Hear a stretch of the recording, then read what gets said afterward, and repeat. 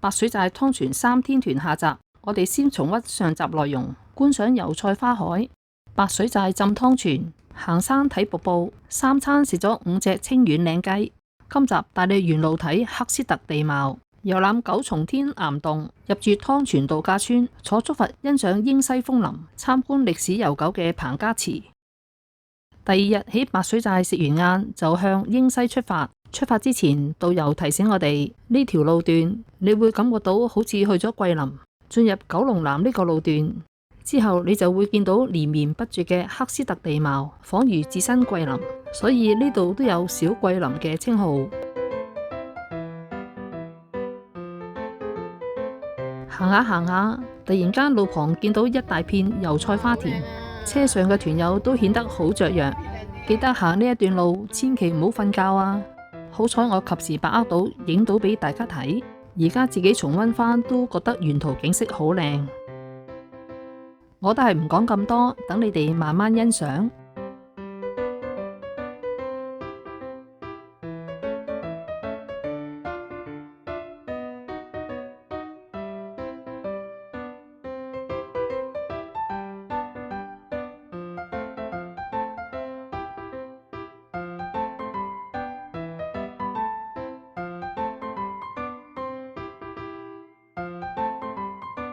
沿路專心欣賞風景，不經不覺坐車唔使個半鐘就到咗景點九重天。入到去就見到一個好特別嘅玩意，叫做吶喊噴泉。喺個喇叭度大嗌，你越嗌得大聲越夠氣，水柱就噴得越高。我試玩過，但係個噴泉冇反應。有團友就成功噴到好高，拍晒手掌。有機會嚟到都不妨一試。跟住我哋就沿住樓梯行落去岩洞。九重天呢個景點除咗岩洞，仲有漂流，有3種刺激度俾你揀。沿路都種咗好多好高嘅樹。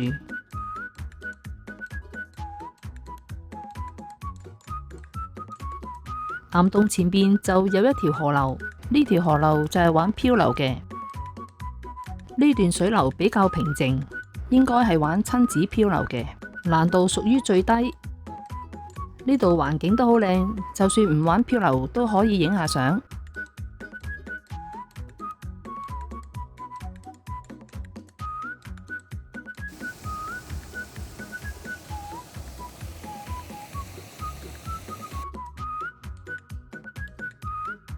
呢個溶洞個名叫做老虎谷溶洞，因為佢嘅入口上面有個好似老虎張開口嘅石紋，大家又覺得似唔似呢？好啦，我哋開始入去岩洞。景區都有導賞員，我哋跟住導賞員入去。入口睇落都好高，外面河流嘅流水不斷湧入岩洞，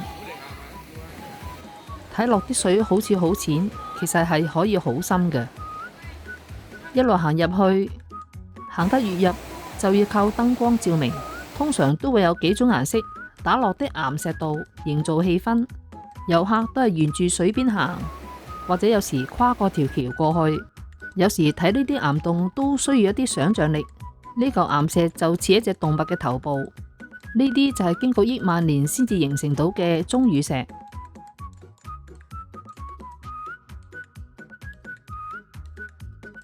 呢啲一條條嘅石柱叫做石筍。現場都有介紹石筍係點樣形成嘅。石筍就係由呢啲滴水嘅鐘乳石從地上累積而成，可能需要幾百萬年先至形成得到。岩洞裏面嘅水不停流動，日子有功，可能幾百萬年之後，呢個岩洞嘅模樣都會唔同晒。有幾唔同，我哋都無法見證得到。抬頭望上去，大量嘅水沿住岩石流出嚟，好似落雨咁，地面都變得好濕滑，行過嘅時候都要小心啲。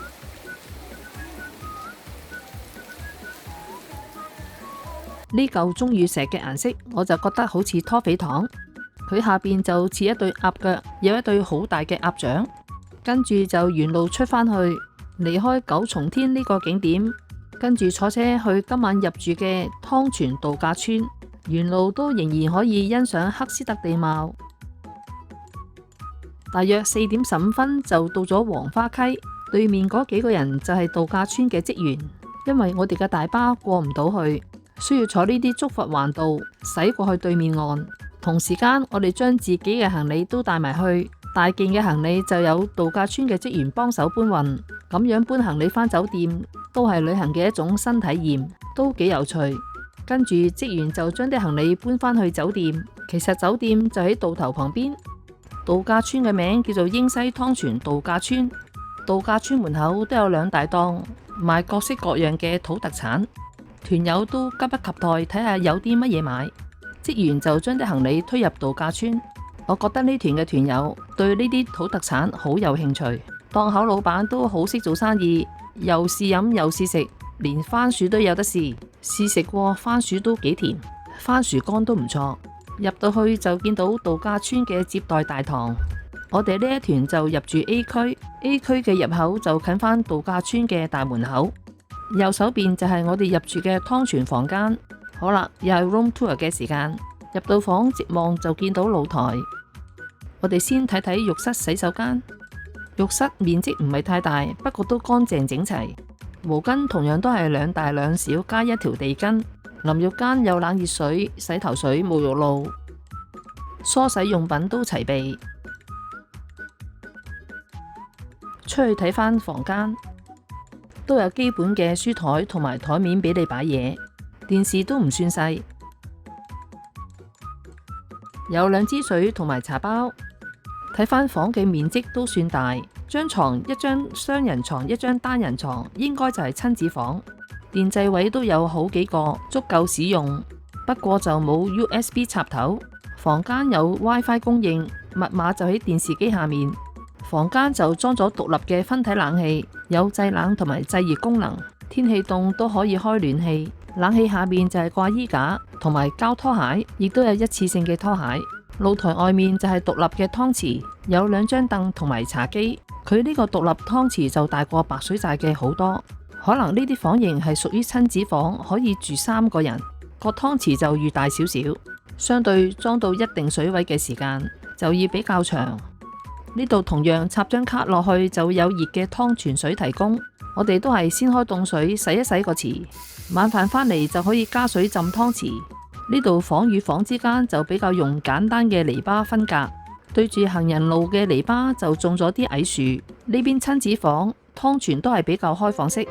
右手邊嘅房間就係冇窗冇湯池嘅。趁未食晚飯就出去行一圈。喺 A 區後面行出去就係男女更衣室，左邊都係 A 區另一排嘅湯泉房間。湯泉池就有4埲牆包圍住，私隱度就更加高。跟住就見到公眾嘅湯泉池，數量大約有6、7個。行人路嘅右邊就係我哋入住嘅親子湯泉房，種咗啲矮樹，可以提高返湯泉池嘅私隱度。呢度都有間茶吧同埋提供小食嘅地方。見到涼亭就係公眾湯池嘅位置。佢嘅開放時間分為上晝7點到11點，下午5點到晚上11點。佢啲池都有大有細，佢哋開放嘅時候都要視乎住客嘅數量。如果入住嘅人數多就會開晒，人數少就開個別1、2個池。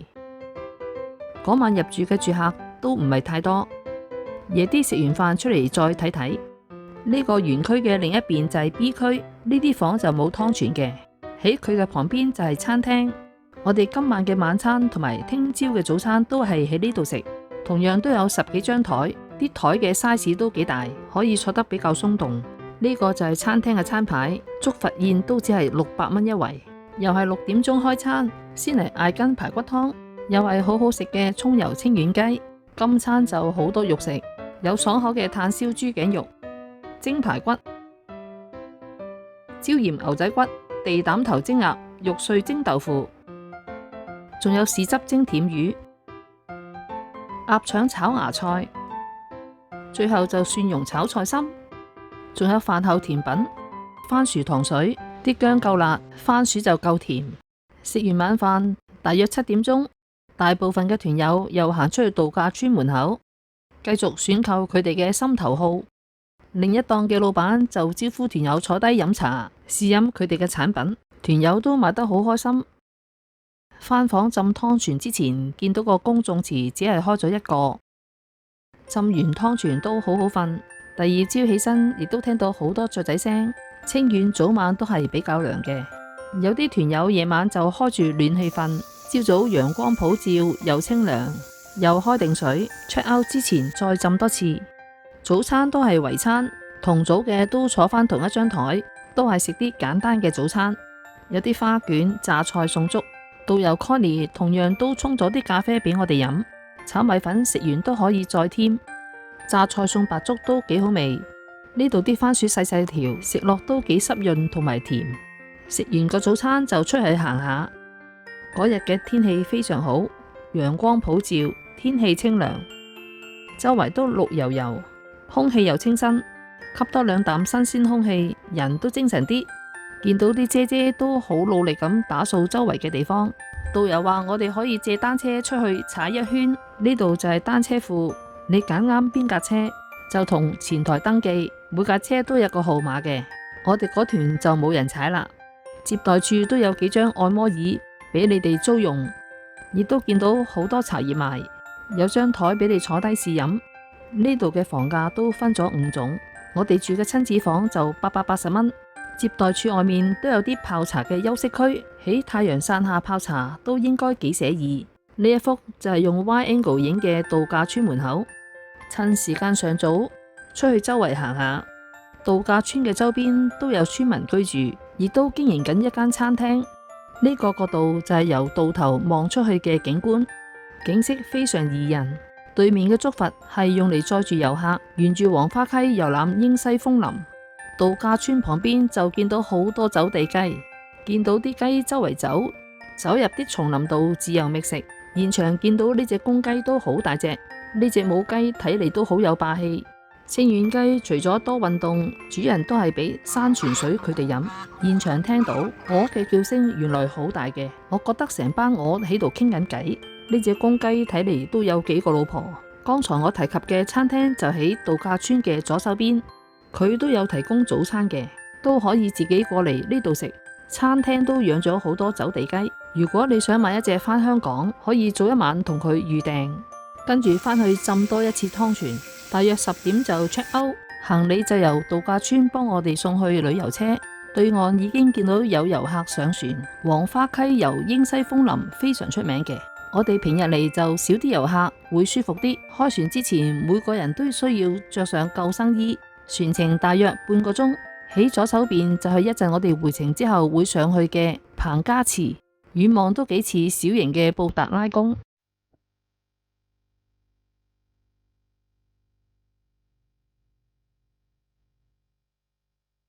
當日嘅天色非常好，陽光普照，萬里無雲，黃花溪水面平靜，竹筏悠悠咁喺兩旁嘅綠色植物中穿過。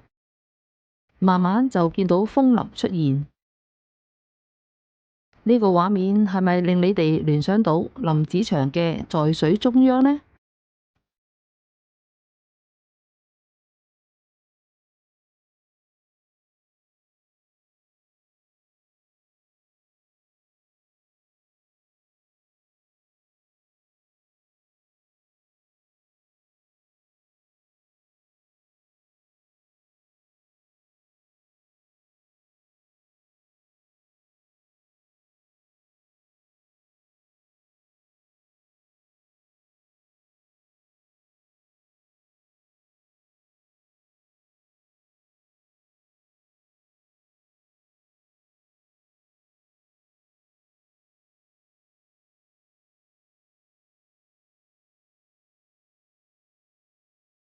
呢個位置就係一陣我哋回程嘅上岸地方。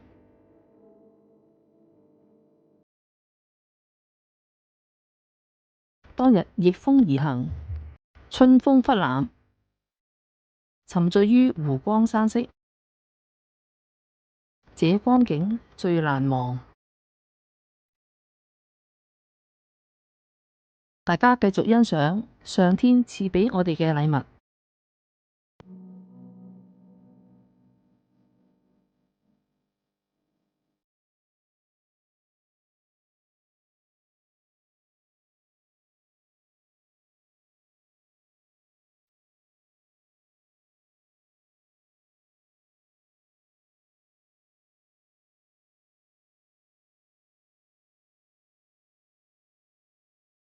呢個倒影好靚。當日好彩可以坐到船頭，雖然比較曬，但係可以用一個主觀角度，將啲咁靚嘅景色影咗落嚟，俾大家有如置身現場嘅感覺。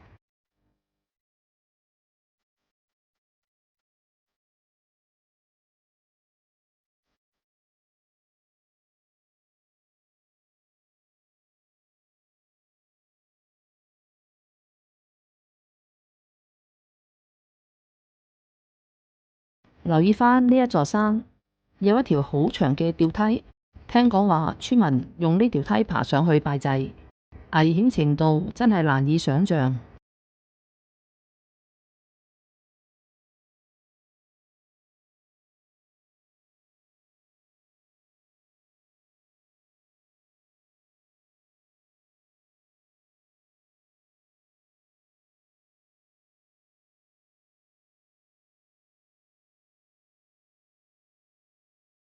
遠處呢個山頂好似有兩個人坐喺度對坐傾偈。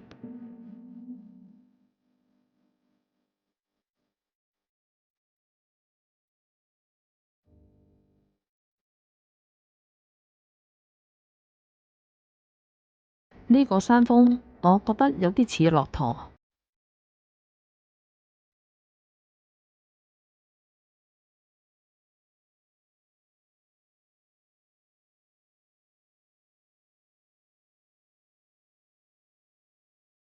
英西楓林可以講媲美漓江嘅十里畫廊。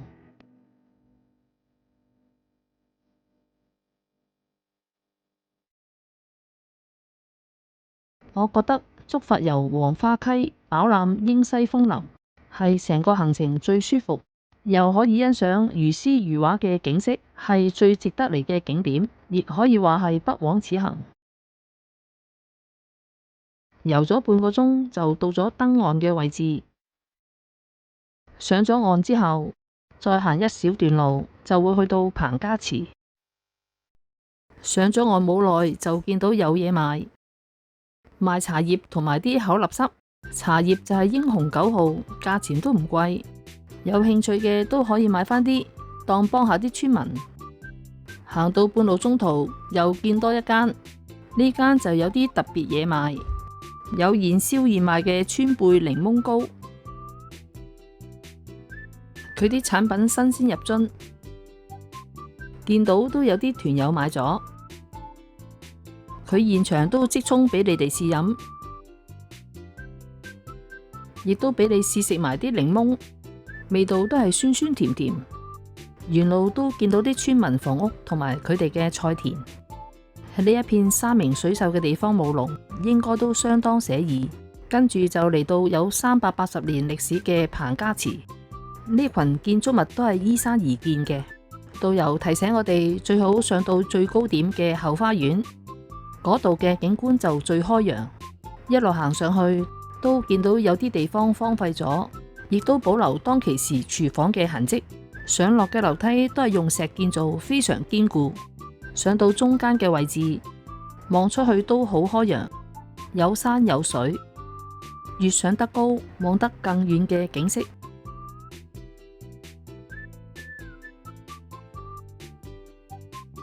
呢座建築物當時係有錢人擁有，裏面有丫鬟房，空間都係比較細。當時啲人比較有文化，煮飯嘅地方叫做炊事堂，裏面有一座可以放到2個大鑊嘅灶頭。留意到佢哋嘅建築物主要都係用紅磚、青磚建造，堅固耐用，經歷幾百年都屹立不倒。有錢人嘅地方都需要防止盜賊，企喺高處嘅瞭望台就可以監察到有冇人入侵。瞭望處嘅位置可以180度望晒成條村，由遠至近嘅情況可以話一目了然。繼續往上行，見到一座望上去似微型嘅萬里長城，喺度打卡影相都幾靚。沿住呢啲平坦嘅石階上到去就見到彭家祠堂。呢座彭家祠堂都係以4合院作為設計風格，已經有380年歷史。畫像中間着官袍嘅就係彭可可，祠堂就係由佢建造。跟住就可以去最高點嘅後花園，從高處眺望英西楓林。當日天氣非常好，陽光普照，萬里無雲，視野遼闊，遠近嘅楓林景致盡收眼底，沙巒起伏都顯得好有層次感。用呢個背景影出嚟嘅相都非常漂亮，團友都紛紛打卡影相，留住美景。跟住我哋就離開彭家祠，去返竹筏遊售票處嘅停車場，見到竹筏遊同埋彭家祠嘅入場費都唔平，我哋嘅團費就包咗呢啲入場費，唔使額外再俾錢。大約12點鐘就到咗食晏嘅地方。今餐有3款特色嘅豆腐食，先嚟個粉葛紅蘿蔔排骨湯，又係好好味嘅蔥油白切清遠雞，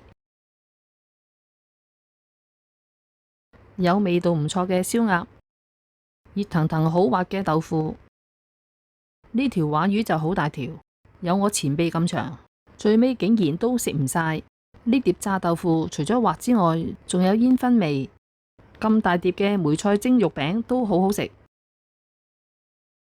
仲有好新鮮嘅生菜，肉碎蒸南瓜同埋肉碎蒸豆腐，豆腐就好滑。呢碟喺香港好少食到嘅豆角乾炒肉片，呢一餐真係好豐富，碟頭大多肉又美味。嗰碟煙燻豆腐值得推介。呢餐同樣有飯後甜品，今次呢個番薯糖水、薑糖水就冇前一晚嗰煲咁辣。食完午飯，大約1點鐘就離開英西，好愉快咁完成咗3天嘅旅程。喺回程嘅車上，導遊 Connie 都派發咗旅行社嘅宣傳單張，省內嘅短線遊同埋省外嘅長線遊都有介紹。見佢哋辦嘅旅行線都多樣化，有食嘅，有玩嘅，有睇風景嘅，價錢都好有競爭力。今次體驗到旅行社嘅服務承諾，完全冇自費，冇購物，冇車上賣嘢，團友都玩得好開心，好放心。回程中途喺麻涌服務區休息一陣，可以去下洗手間買啲小食補充下。講返今次旅行嘅體驗，3日2夜只需538蚊團費，小費仲要比其他旅行社平，只需要60蚊一日。住2晚湯泉酒店，5個正餐，餸菜都好豐富，有2餐午餐仲要係雙雞宴，啲雞又好好食。行程又豐富，賞花遊山玩水，景色宜人，輕鬆寫意。3日嘅旅程可以令人放慢腳步，遠離煩囂，近距離接近大自然，令人有一種返璞歸真嘅情懷。以咁平嘅價錢，住得好，食得好，又好玩，我就覺得好超值。今次試呢一間新嘅旅行社，我自己就好滿意啦。有啱玩嘅團都會揀返佢哋。今次就同大家分享到呢度，未訂閱嘅都請大家訂閱，撳埋鐘仔就會收到我出片嘅即時通知。多謝大家收睇，記得 like、comment、share、subscribe。我哋下條片見啦，拜拜。